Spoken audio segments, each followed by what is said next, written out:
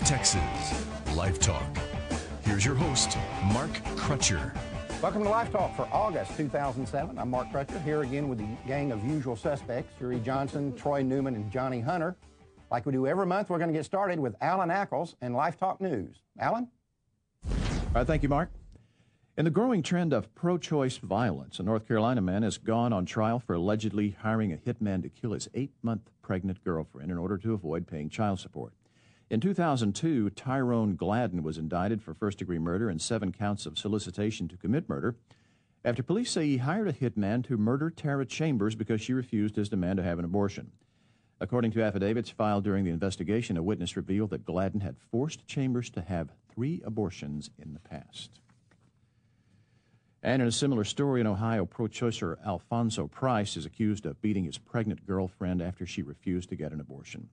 According to a Cincinnati Police Department incident reported obtained by LifeTalk News, 18-year-old Karia Anderson says that Price stomped on her stomach and crushed the skull of the unborn baby, killing the child.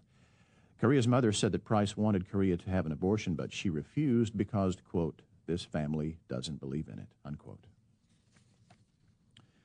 Virginia abortionist Ming Young Kim has surrendered her medical license after the state cited her for several serious allegations.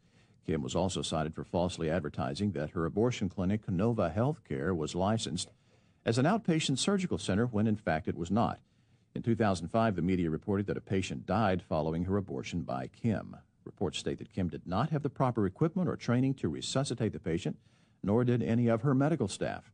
Prior to this, Kim had been placed on probation after she misdiagnosed a 24-week pregnancy as only 8 weeks. The woman in that case required additional hospitalization.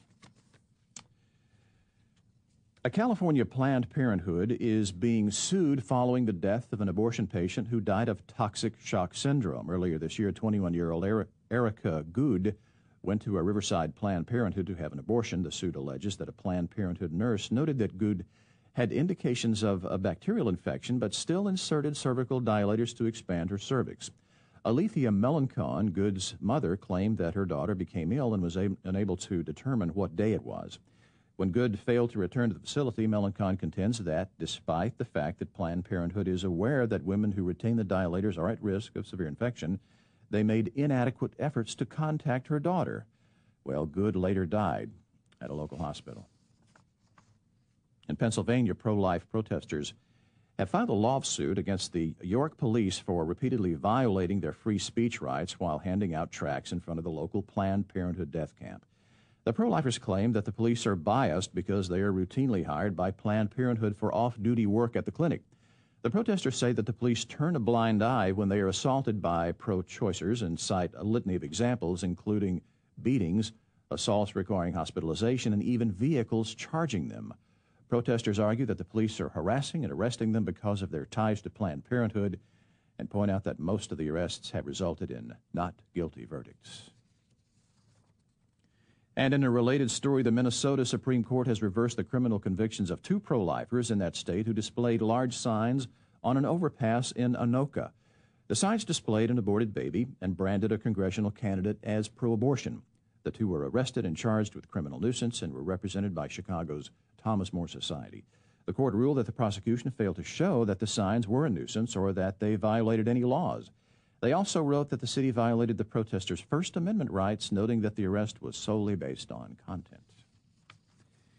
And in Missouri, a new law will prohibit Planned Parenthood and other abortion providers from teaching sex education in the public schools. House Bill 1055 prohibits schools from providing abortion services or allowing a person or entity that provides abortion services from offering, sponsoring, or furnishing course materials related to human sexuality and sexually transmitted diseases. Carrie Messer of the Missouri Family Network called the new law a wall of separation between public schools and abortion providers and said she hoped other states would pass similar measures. In Oregon, Governor Kulongoski has signed the state's Access to Birth Control Act, which requires health benefit plans to include coverage of contraceptives. House Bill 2700 will also require hospitals to inform rape and incest victims about emergency contraceptives and to make the abortion-causing drugs available. David Brownlow of Oregon Life Support told LifeTalk News that this law was the inevitable consequence of the so-called pro-life Republican legislature allowing abortion funding. He said these sheep and wolves clothing laid the groundwork for the legislature to pass this law.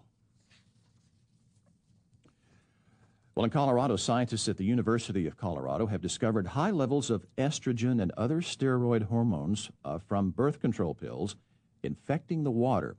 The group studied fish in a mountain stream near Boulder.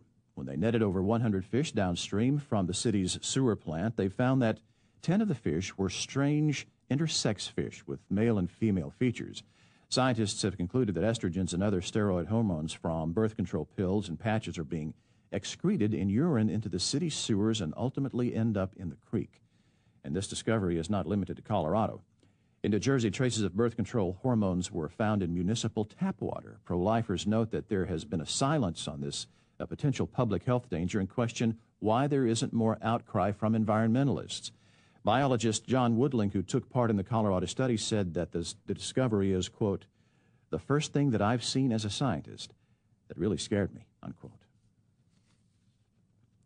In Connecticut, Planned Parenthood has once again been exposed for failing to report the sexual abuse of minors after a 15-year-old kidnap victim said she was taken to Planned Parenthood for an abortion. Well, police found Danielle Kramer in a locked space under the stairwell of a home occupied by 41-year-old Adam Galt.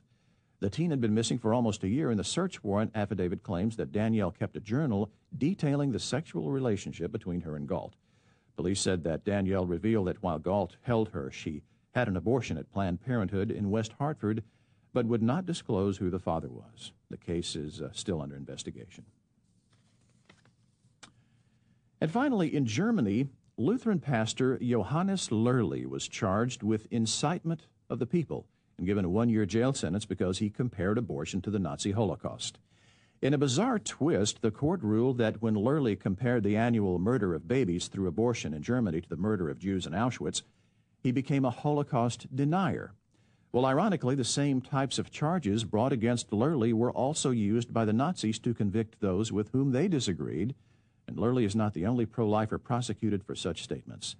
Life Dynamics President Mark Crutcher said that this travesty should be a warning even to American pro-lifers, pointing out that existing and proposed hate crimes legislation could be used in exactly the same manner. This is Alan Ackles for LifeTalk News. For daily updates, you can log on to prolifeamerica.com. There you go, Mark. Thanks. Back to you. Thanks, Alan. Well, good morning, everyone. Hello, Cherie, Johnny. Greetings, greetings. Troy, how are you doing? Excellent. Listen, you've got, I'm going to start off with this information. We've got more stuff about children being treated as a commodity. I have stuff. I have You have information. stuff, right. Yes, this article is talking about that children are not important to marriage. And in 1990, it says there was a percentage of Americans who considered children very important to a successful marriage, but it's dropped sharply since then. And now the surveys talk about 62% of respondents talk about chores in the marriage. Sharing chores is more important.